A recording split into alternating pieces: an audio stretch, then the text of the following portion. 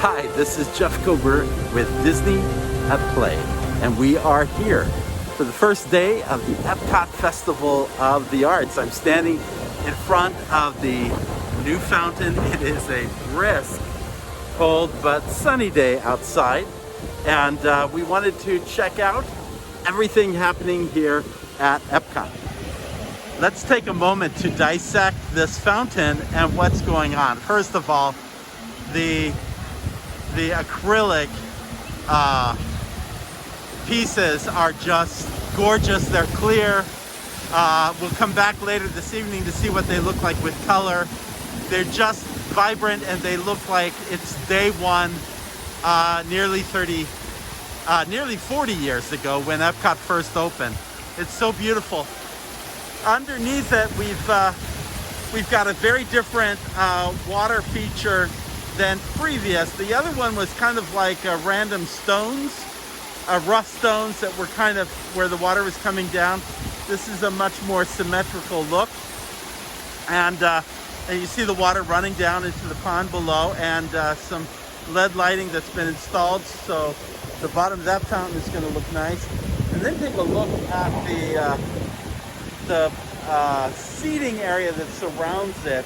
It's a very subtle thing, but the seating is a little bit at an incline, so you're not inclined to lean back. It's kind of almost a safety feature, and you wouldn't notice it, but it's just a very subtle thing. The other thing is that the structure also is at a slant on the outside, so it's not like children could lean over, smaller children could lean over to fall in. So just a little bit of a safety touch, and but very nice. There is still some fencing on the left side as you enter. The stroller area is still, stroller rental area is still very much available, but there are still some design renovations happening. By the way, this is being presented to you as a podcast and as a YouTube video today. Before we get too further into the park, I went around the corner beyond Spaceship Earth and show you the deconstruction of what was Innoventions West. How it is, again, slowly being taken out and destroyed. This is where, a little further in, not right here at the front of this building, but a little further in is where we're going to have the Moana Color of Water attraction. And then there's going to be a whole nother World Celebration themed area that will be just beyond this. It's partly being, I think, redesigned right now, given some budget cuts. But they've promised us the Walt Disney statue and some other elements that'll hopefully be quite nice as we go, as it completely gets redeveloped. And then we'll turn the corner and go on to Future World West, which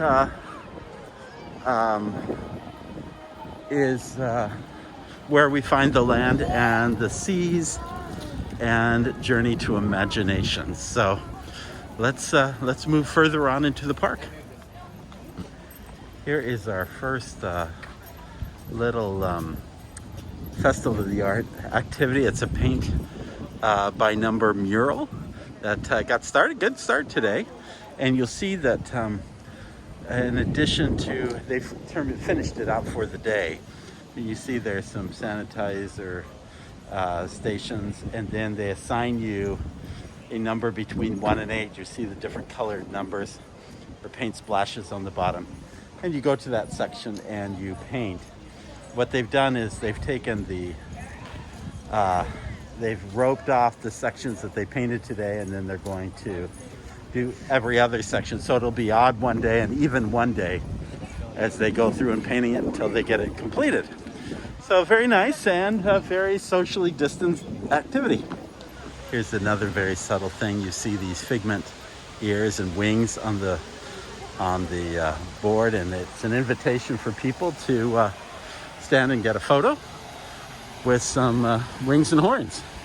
You'll see beyond is Journey into Imagination. By the way, one of the things I was hoping would happen by this first day of the Festival of the Arts, or by the first of the new year was that there would be a monorail moving from the TTC to Epcot, but that has not occurred, and that monorail is still not operating. Up ahead, we see another little place to grab a photo in a painting and to be part of a photo mural. So very cool. And let's round the corner and check out some other things over here. You'll see that this is called Drawing on Inspiration, and they've invited some artists to do some drawings based on previous paintings. Jim Pickering and Morgan Lee Richardson are the painters here. And boy, these make great construction walls. Let me just tell you. Here's Journey to Imagination. Again, two different versions, both dealing with Figment.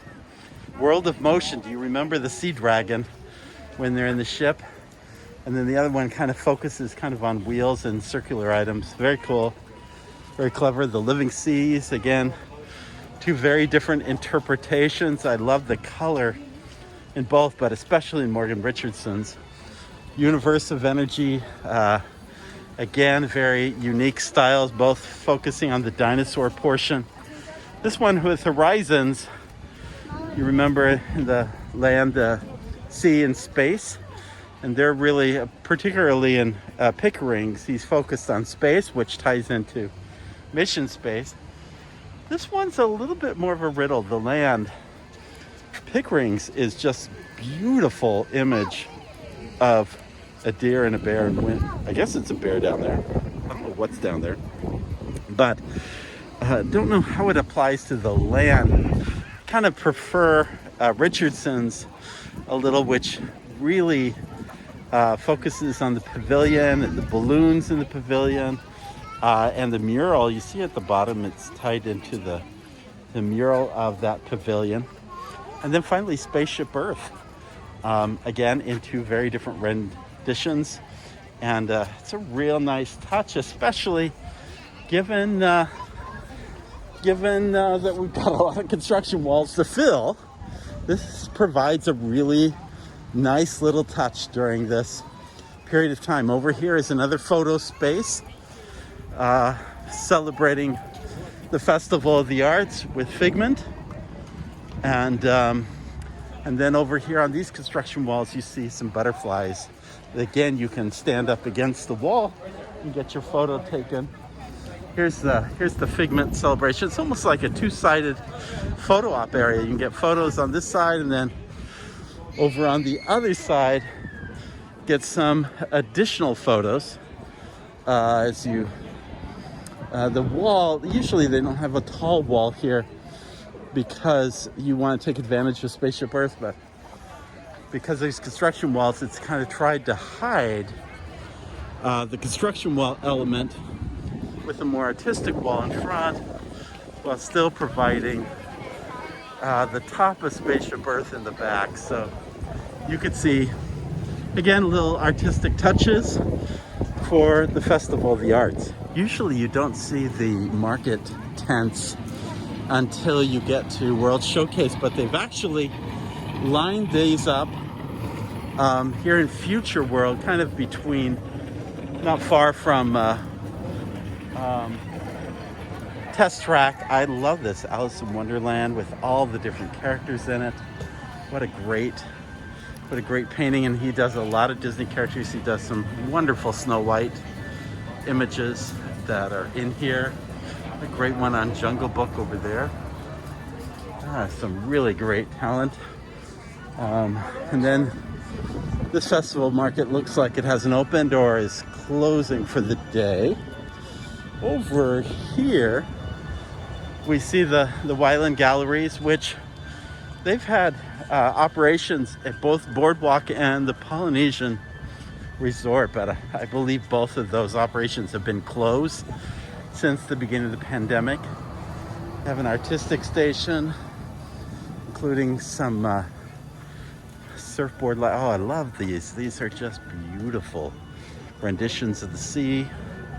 Very nice. And love the statues of the Seven Dwarfs. as well as Beauty and the Beast here. Over here, it's Louis Tuttle, and he's got some wonderful animal prints that are addressed here. And then a continuation of Wyland Galleries, and there's some of their sculpture with an artist working on a little kind of an abstract version of, not too abstract, but a little abstract version of Stitch, done in the style of these other Disney characters like you see here, Peter Pan and Buzz Lightyear. Oh, a beautiful one of Maleficent and Alice in Wonderland. So really great artistic pieces for anybody who wants to, you know, gather something unique for their home gallery. Here we are on Future World East. Beyond us, you see what was the walkway between Mouse Gears and what was Innoventions East. That Innoventions East area is now a Mouse Gear itself, and you see there's actually a line of people that are waiting to get into the store. And over here, you'll see another gallery piece that people are standing in to take a look at. And then over here, we are near the universe of energy. I'm glad we could see this during daylight. This has dramatically changed over the last couple of visits that I've been here. For the better part of a year, you could look through there and see the whole thing was not at all worked on. Now they're putting a new front to it, space for a new statue. They put plywood up on the top roof. I don't know what that means for the photovoltaic cells, but I would think there will be some added to that. So work is being done. The problem with the this coaster, which I think the coaster may be further along than the Tron one at the Magic Kingdom, but it is dependent on film work. Some pieces of film that are going to feature the characters from Galaxy's Edge, and so and they haven't been able to film that. Now I understand that Thor is starting shooting this month out in Australia. And why that's important is because apparently where we last left off, I think Thor was with the gang Guardians of the Galaxy. So I think that photography is going to happen within the next month or so, but who can tell what the timing is and how soon these attractions are going to open. Certainly no formal word, but these issues are still to be determined before too long. Beyond it, you see Test Track and the cars running there. Good crowd, not an overwhelming crowd. Of course, we haven't gotten to World Showcase, where probably more guests have gathered than currently in Future World. But reservations were booked for all three categories today. Those purchasing a ticket, those staying on resort hotel properties, and those who are annual guest pass holders. So it's a busy time it's a busy day in the parks, and I believe the same thing is happening tomorrow, Saturday, on the first Saturday of the festival. I think people have come to love the Festival of the Arts. I think it's created its own identity, and people like this particular attraction. I want to say there's something different about the front of that test track. You hear the cars racing by right now. Standby time is 55 minutes for this attraction. So 55 minutes to get in, and let's go check out something else. So I wanted to catch this. I think it's actually in motion as we speak. This is something I have not seen before. I'm going to try to zero it in. It is actually in movement, but it is the crane arm of one of these barges that is part of HarmoniUS. And I'm going to come around the side of this Mexican food eatery and check it out so you have a better angle. But this is very exciting. I have not seen this being raised and played out. And it has a very large arm on it. And you can see as I'm looking at it that this thing is completely swinging around. It looks like it can go around in a 360 angle and go in every direction. Now I assume the water will spray out of this element as well as colored lighting. It reminds me of a show that kind of what is the bird that, but there's a stork kind of bird that is placed out in Singapore in Sentosa, and it has these arms of a winged creature. This reminds me of that kind of skill and capability. There's only one of these barges still out in the lagoon. There's supposed to be 4 of these, and I'm trying to show you the whole lagoon. You can see the crane back behind still working on other barges, but right now if you take a look you can see this crane in motion, and I think we have some very promising shows ahead of us. So I have taken refuge here in the Odyssey building, which is now where the Epcot experience is housed. And it's warm, and that's important because I'm waiting for my wife and daughter to come here with my jacket because I somehow left home without it and I'm really cold. But it's, first of all, let me just review what I had from the Poppy Eats. I first had the tomato soup and the grilled cheese sandwich. The grilled cheese sandwich was tasty but forgettable. There wasn't anything you couldn't have made better at home. The Pop Eats dish, I think that was, well, I mean, the Pop Eats tomato soup. The soup, you could see in the kiosk, it was using one of those like juice mixer things, like you see apple juice and orange juice being mixed. Not a great way to showcase your tomato soup. But I'm telling you, that was some of the best tomato soup I've ever had. Chunks of tomato. It was a great tomato soup. It was in these little tin cans. I think they're tin cans. I think they're plastic cans with a tin foil look around them. But very clever, almost a takeaway, a keepsake, except I'm not gonna do it. Even has a lid to the top of it. So I thought that was interesting. It was a great soup. So that was a winner. And then the cake I've had every year. It is my favorite of all the dishes at the Festival of the Arts, and it never fails because it's got this almond cake to it with a raspberry filling and then a chocolate frosting. You really can't go wrong with that cake. And it looks like the side of the bus of the Partridge Family, which really dates me, but hey, it is what it is.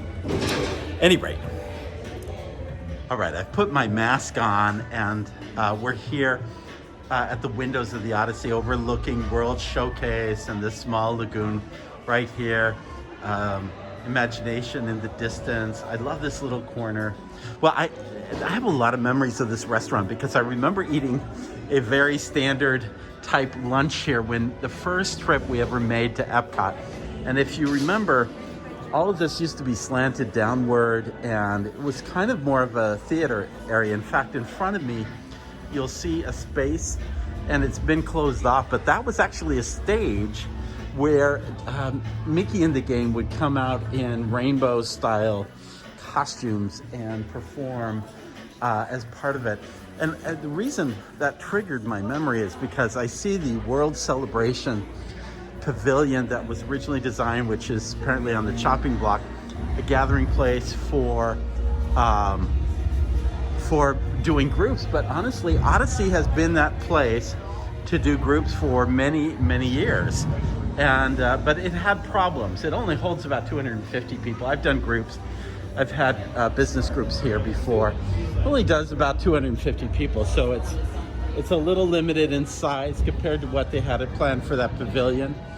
Also, again, with the step-down areas and stages, it was difficult to handle guests with wheelchair needs and so forth. So anyway, it's been transformed into this Epcot experience, and I quite like it. By the way, here in front of me is a little place to get a photo or video that celebrates Ratatouille, an attraction that we are awaiting some official word as to when it is going to open. You see the little, in the display case, the Ratatouille vehicle that's in there, and the Anyone Can Cook cookbook, and a photo of what this is going to look like. We took some aerial photos about a week or two ago of the Ratatouille area. Maybe we can include those as I'm speaking right now, because it's really going to be a promising addition to France and to Olive World Showcase, and it'll be exciting to see that open. Over here you see the ride vehicles for Guardians of the Galaxy attraction and costume as well. So again, more things to come as we look toward the future of Epcot. And the place to check it out and see what it's going to be like is right here at the Epcot experience in the Odyssey. All right, my wife has kept me here at the Akershus restaurant for a long time because she didn't want to go outside. I don't know why you just stood in front of me. All right, we have left the Akershus restaurant. My wife held me up there so she could have a get together and date night conversation about what's going on in our family, but now we are ready to go around World Showcase and check out what is happening during the Festival of the Arts. See if what we can find as we head through here. And crowds are not too heavy for the opening night on a Friday night here in the park. It may be because of the cold weather. People have just decided to call it a day. You know, there's no fireworks here to keep them going through the night. Maybe that's part of the reason. But we will take a little bit of a stroll around World Showcase. I have to say, this is a promising menu in Italy. The arancini is a sweet sausage fried risotto bowl with pomodoro sauce. L'aragosta, lobster ravioli with vanilla saffron cream sauce and shredded chili peppers. And the bomboloni, cream-filled Italian donut with raspberry sauce and powdered sugar. They all sound delicious, but look at the pricing. $12 and $15 and $11. That is way more than, but it doesn't seem to be stopping these folks. So look, there's a big line of people, much longer than a lot of the other lines, standing in line to taste these treats. So I think people are pretty interested in tasting something that just seems to stand out from the rest. So we see the beautiful Christmas tree that comes up during the holidays, still an American adventure, and a big crowd of people to sample the food offering at American Adventure. And they've got a couple of really good items there. They've got a beef Wellington, a little on the pricey side, but still, it's that's a dish that really takes some preparation and looks delicious. And the pan-seared scallops is also available, as well as the big chocolate chip cookie. But the line is large, partially because I think of demand, but partially because there's only one register open. So it, like the situation with bringing all the holiday decorations down, seems like a labor issue and is part of the struggle Disney is facing during this time period of being able to have everything open. Speaking of things open, we're here at the American Garden Theater, and the biggest loss during this festival is the Disney Broadway shows that they have, which have been just terrific. I'll put a couple of pieces from our YouTube channel of previous years up on our post, so make sure you check out Disney at Play. Here is a beautiful Disney gallery, and anytime I see Orange Bird, I know that that's a good sign. We got to check this out. Really lovely Coco painting over there, and a Figment one as well. Look at this Christmas Carol one with Scrooge McDuck.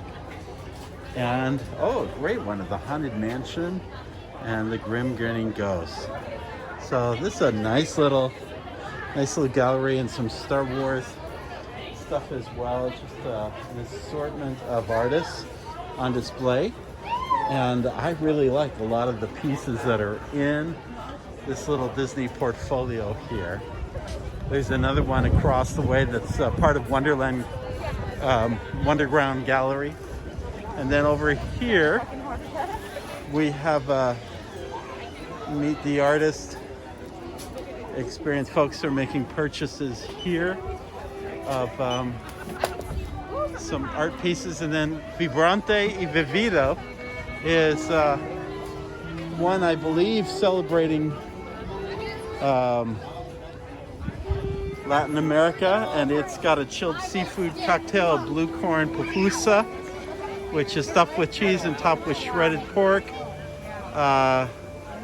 and a passion fruit mousse. To my surprise and delight, World Showplace Pavilion is open during the Festival of the Arts, just like it was for the last two festivals. I wasn't sure that that was even going to be the case, but I can tell you on a cold night like this, I am ready to go inside and enjoy something that isn't really freezing.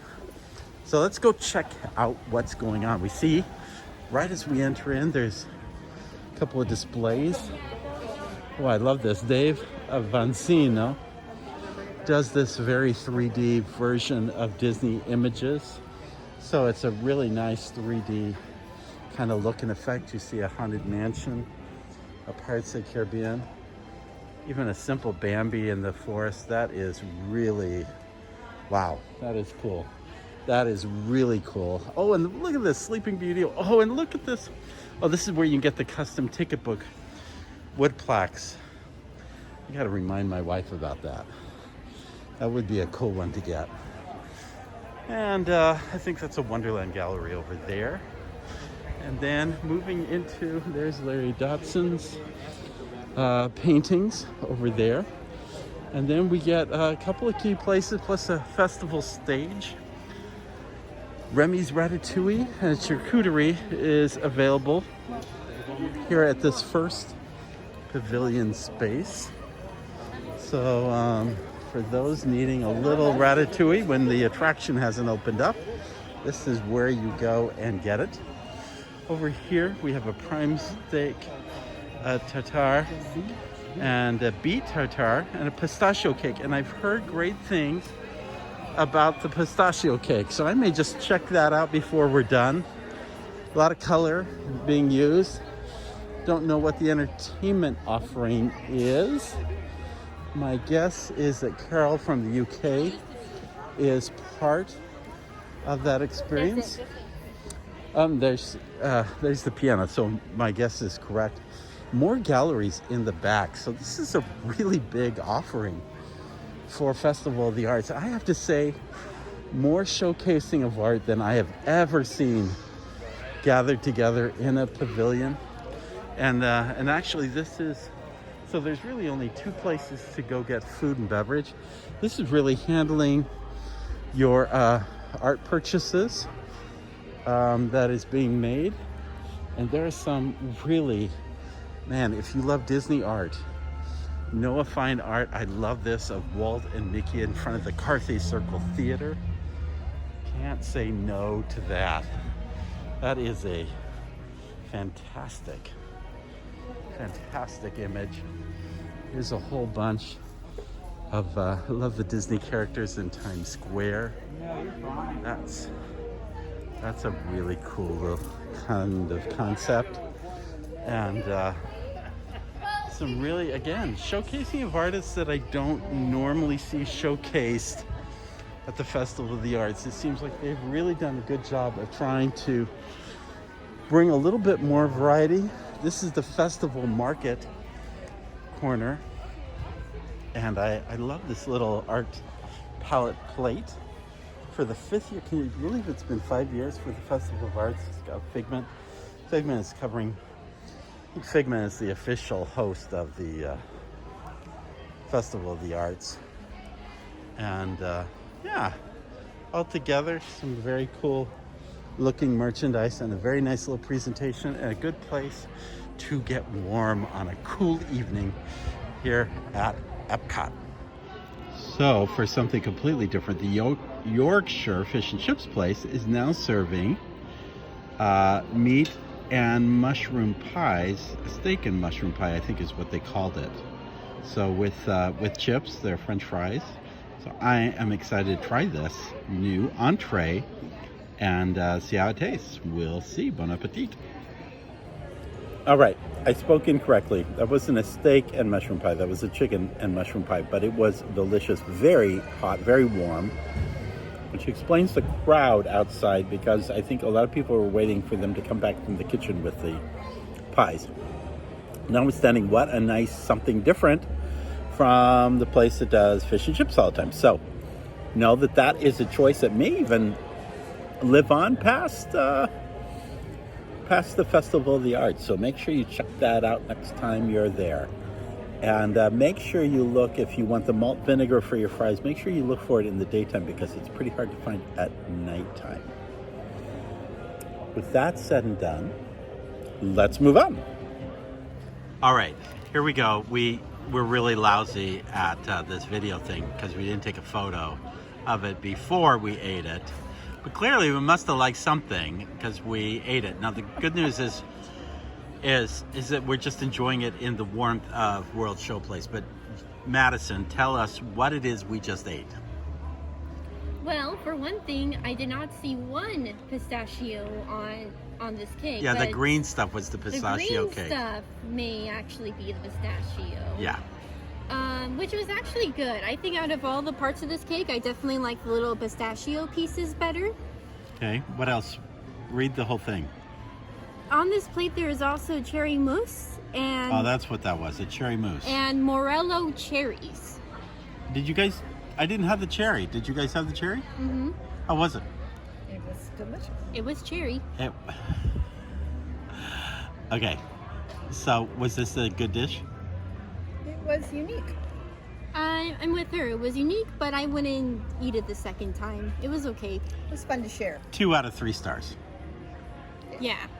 Okay, so there you have it. That's what we got out of that dish. I thought she came back with a charcuterie board, and I thought the pistachio cake was like one big piece, but no, it's actually this, and it's got lots of little pieces, and yeah, we didn't. Oh well, that is what it is. So we're rounding the corner and coming back to Spaceship Earth. It looks beautiful at night. And taking a look at park crowds.